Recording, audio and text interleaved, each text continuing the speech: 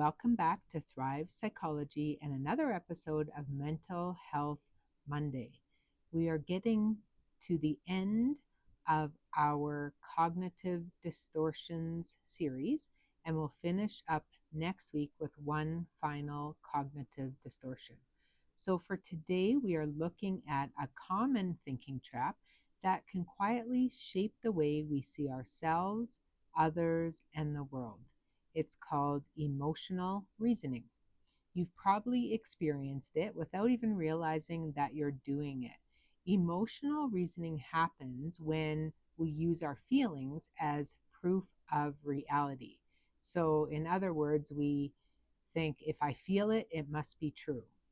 So, it kind of sounds like this. If I feel anxious, then something bad's about to happen. If I feel guilty, I must have done something wrong. I feel unlovable, so maybe I'm not worthy of love. Or if I feel unworthy, I'm a failure. So, on the surface, this kind of thinking feels natural. After all, emotions are powerful. But here's where the distortion comes in. Feelings are not facts. They are good information, but they are not facts. So, emotional reasoning is the process of treating your emotions as if they were evidence about the world. But the problem is, emotions don't really work that way. They're not objective reports of external reality. They're reflections of our internal state. They're shaped by things like past experiences, our nervous system, our memories, even our current stress levels. That means emotions can tell us something important is happening inside of us, but they don't always tell us what's true outside of us. So, for example, feeling afraid doesn't always mean you're in danger. Feeling ashamed doesn't necessarily mean you did something wrong, or feeling inadequate or unlovable or unworthy doesn't mean that's true. So while emotions can contain useful information, they are not reliable evidence on their own. Here's the tricky part.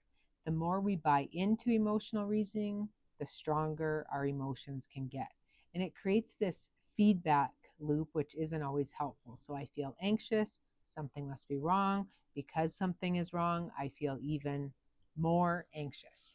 So emotional reasoning is considered one of those cognitive distortions that we look at in cognitive behavioral therapy. Now, remember, cognitive behavioral therapy is where we look at our thought, how it affects our feelings and our behavior. And then when we can change that thought, it also changes how we think and feel and behave.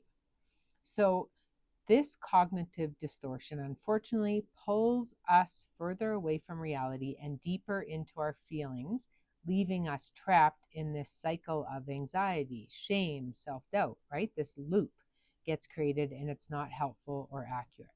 So, I want to be clear emotions are valid. They're important to pay attention to, but they're not the same as truth. Part of mental health work is learning to separate what we feel from what we know to be true.